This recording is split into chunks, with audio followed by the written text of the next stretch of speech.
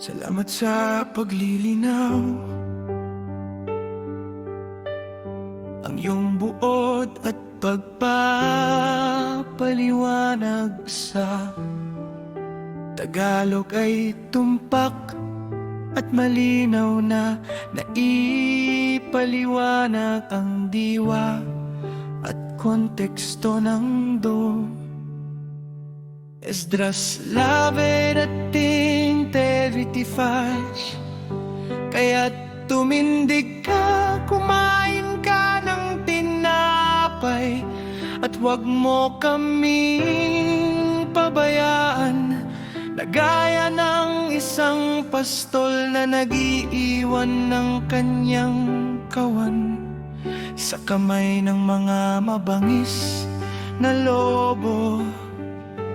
Ngunit sinabi ko sa kanya, umalis ka sa harap ko at huwag kang lumapit sa akin. At narinig niya ang aking sinabi at siya'y umalis. Kaya't ako'y nagayuno ng 7 araw na nagluluksa at tumatangis, ayon sa iniutos sa akin ng anghel na si Uriel. At pagkatapos ng 7 araw, muli namang nanumbalik sa aking puso ang mga pag-iisip na labis na nakabigat. At ang aking kaluluwa ay naggamit muli ng diwa ng pangunawa. At ako'y muling nagsalita sa kataas-taasan at nagsabi, O Allah, hayaya na naghahari sa lahat ng mga punong kahoy sa lupa at sa lahat ng mga sanga nito, ikaw ay pumili ng isang puno ng ubas para sa iyong sarili. Sa lahat ng lupain ng daigdig ay pumili ka ng isang hukay, at sa lahat ng mga bulaklak nito ay isang liryo. Sa lahat ng kalaliman ng dagat ay pinuno mo ang isang ilog para sa iyong sarili. At sa lahat ng itinatayong lungsod ay itinalaga mo ang Syon para sa iyong sarili. Sa lahat ng mga nilikhang ibon ay pinangalanan mo ang isang kalapati para sa iyong sarili. At sa bayang ito na iyong minahal ay ibinigay mo ang isang kautusan na kinikilala ng lahat. At ngayon, O alahayag, bakit mo ibinigay ang nag-iisang bayang ito sa marami? At sa nag-iisang ugat ay naghanda ka ng iba? At bakit mo pinangalat ang iyong nag-iisang bayan sa gitna ng marami? At silang tumututol sa iyong mga pangako, at hindi naniwala sa iyong mga tipan ang siyang yumurak sa kanila. Kung ipinagtanim mo man ang iyong bayan, dapat sana ay ikaw mismo ang magparusa sa kanila.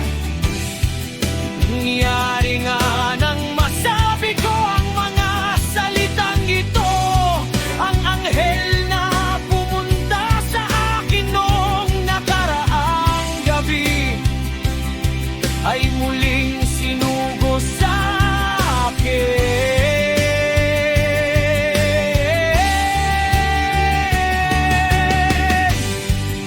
Sinabi niya sa akin, dinggin mo ako at ako'y magtuturo sa iyo. Pakinggan mo ang aking sasabihin at ako'y magsasabi sa iyo ng higit pa. At sinabi ko, magsalita ka, Panginoon ko. At sinabi niya sa akin, ikaw ay labis na napagabag sa isipan dahil sa Israel. Inibig mo bang bayang iyon ng higit pa sa kanya na lumalang sa kanila? At sinabi ko, hindi, Panginoon, ngunit sa labis na kalumpayan ay nagsalita ko sa Sapagkat ang aking mga balakang ay nanakit sa bawat oras. Habang ako'y nagsisikap na maunawaan ang daan ng kataas-taasan, at upang hanapin ang bahagi ng kanyang kahatulan. At sinabi niya sa akin, hindi mo ito magagawa. At sinabi ko, bakit, Panginoon? Para saan nga ba ako ipinanganak?